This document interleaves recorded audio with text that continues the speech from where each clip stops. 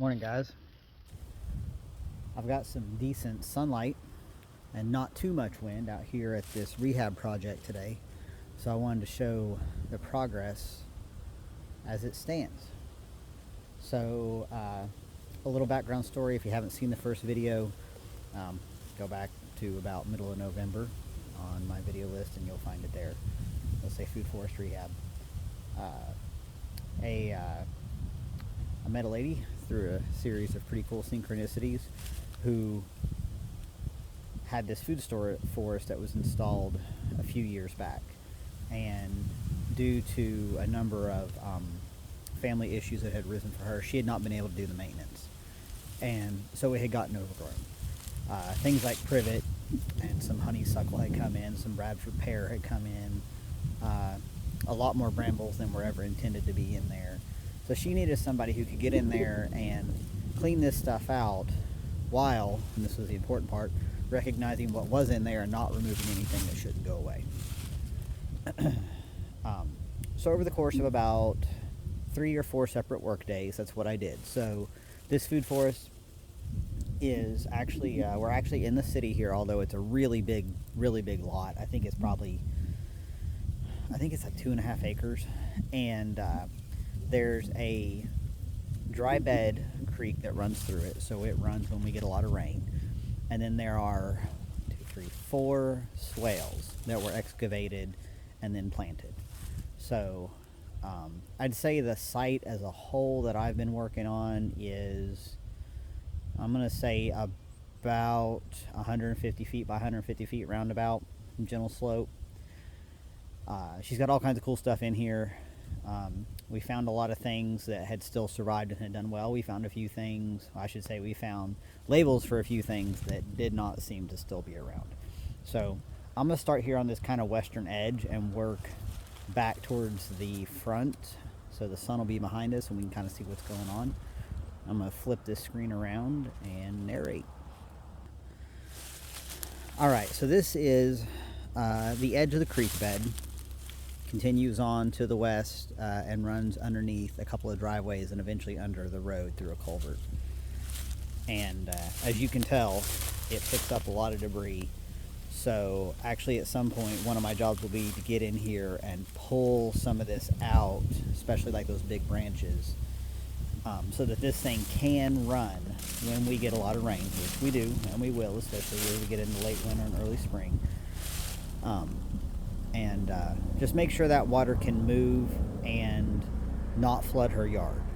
She is downstream of a large discharge point and a retention basin from a development, and that means that a lot of water can come through. Well, that also means a lot of potential nutrient can come through, so we kind of want to split the difference between letting things flow but also capturing nutrient runoff and not just automatically discharging everything into the next biggest stream.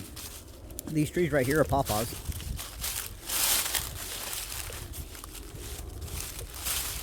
They're pretty cool looking. Even in the wintertime, they got a nice smooth bark. I looked at them and thought about pruning them, but I don't think we do. I don't think we need to worry about it just yet. Maybe just a couple of spots. And this is a hackberry, and that needs to come out.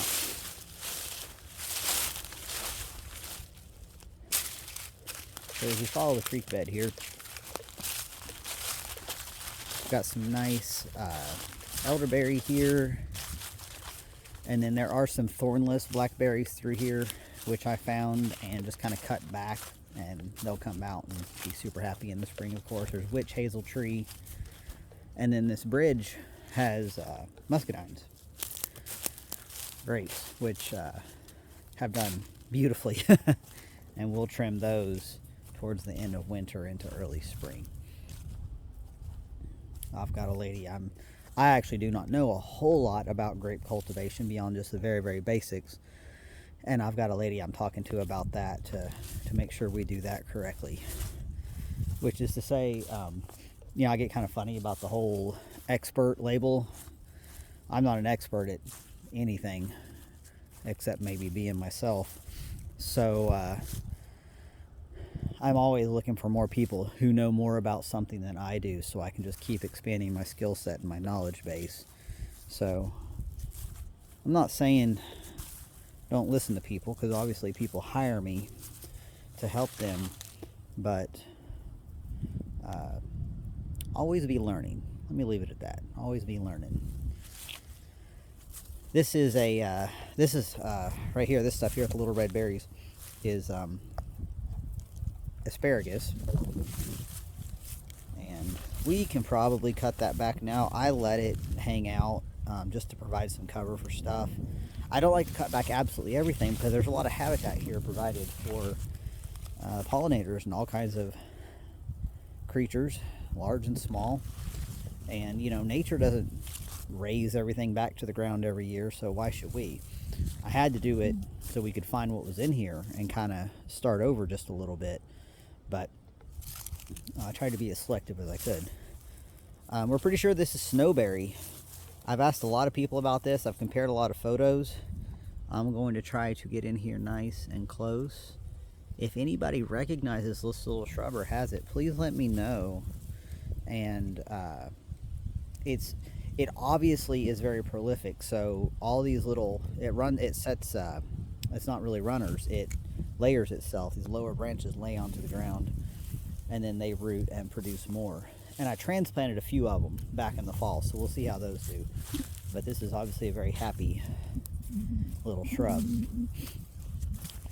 All this stuff that's stubby here, this was grasses and a whole lot of goldenrod, and I'm going to end up pulling some more of this out altogether.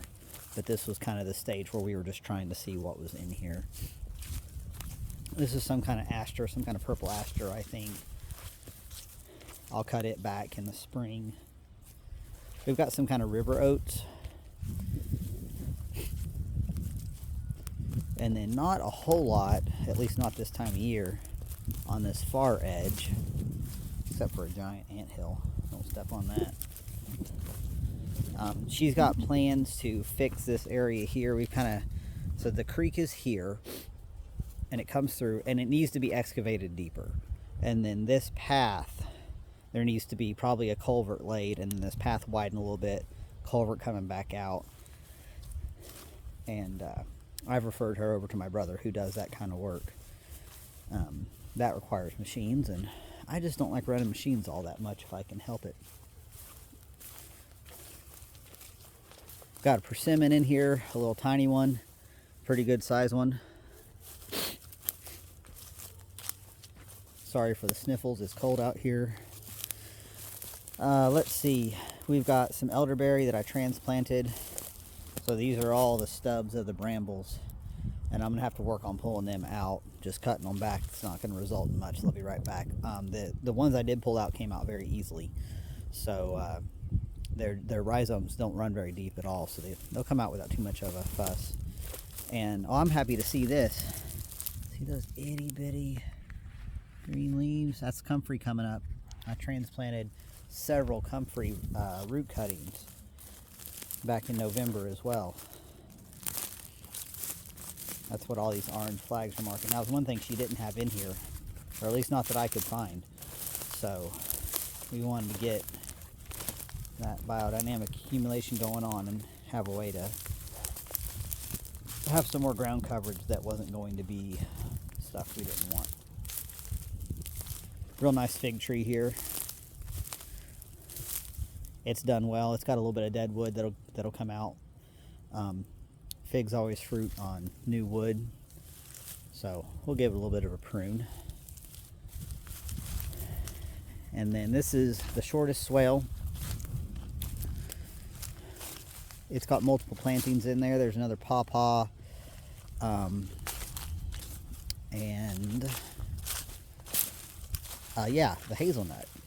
This is hazelnut. Those are its little, there it focuses, little male flowers. And it should, I want to say that most hazelnuts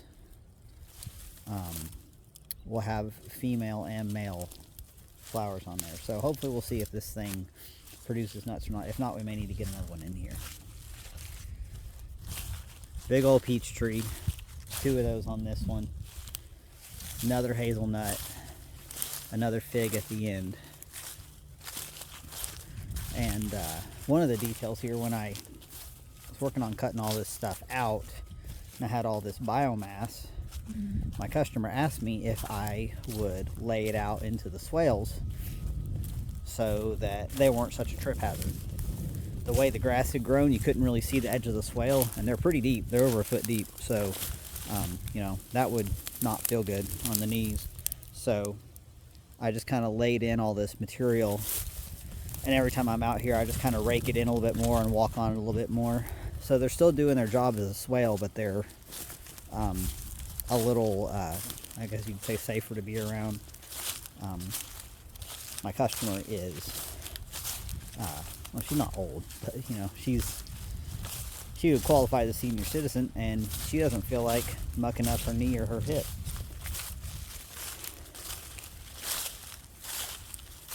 We've got a sick peach tree down here. We may end up having to remove this guy. I may also do a heavy prune first and see what happens, but it's got some disease. I believe that's another pawpaw. Got a lot of them. Pawpaws, you tend to find them near water, although I'm seeing them out in, you know, just regular planted areas now. So they've got some cultivars now that are tolerant of drier conditions, but when you find them in the wild, a lot of times you'll find them down around creeks and rivers. That's another persimmon. This is one of the, oh yeah, this is a Arkansas black apple, which for its size and the way it's looking, we're thinking this is going to be one of the rust resistant varieties here for our area, so that'll be awesome.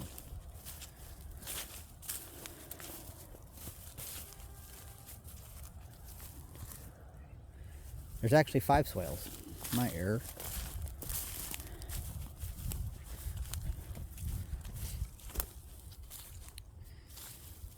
Gooseberry.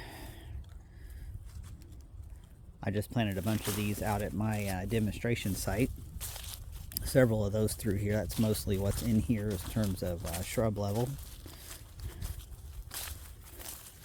They've got stickers or spines, used to say, but they're not like,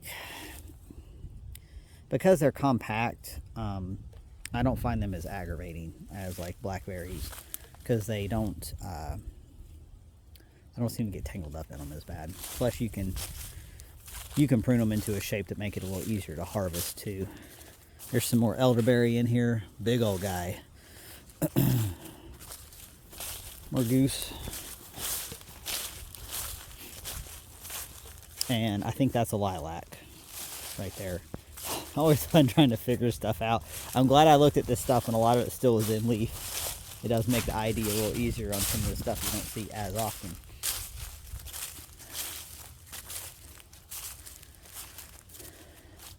Another really big peach. I'm seeing now some places that need to come out because they're going to start rubbing one another and kind of twisting around one another. The biggest part of this job early on was just finding everything, just getting all the brambles out in the privet. That was kind of the two biggies. If you get the privet early enough, it'll actually pull out. Once the stump's a couple inches across, you just got to do some digging to get to it.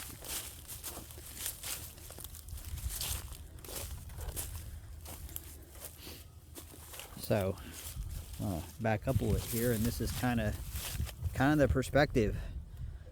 5 swales, creek bed, and lots and lots of possibilities. We got space to add stuff, propagate stuff. She's got this awesome greenhouse, so we've got a good space for starting plants, starting things from seed. We've both been collecting seeds. We collected seed and cuttings from several things here already. My next project probably is a little bit more pruning. a little more precise and timely pruning on a lot of these things. And for stuff that can propagate via cuttings, definitely use those trimmings to do that as well. So that's kind of the update here on the semi-urban food forest. I'm gonna get to work, and I'll talk to you guys next time.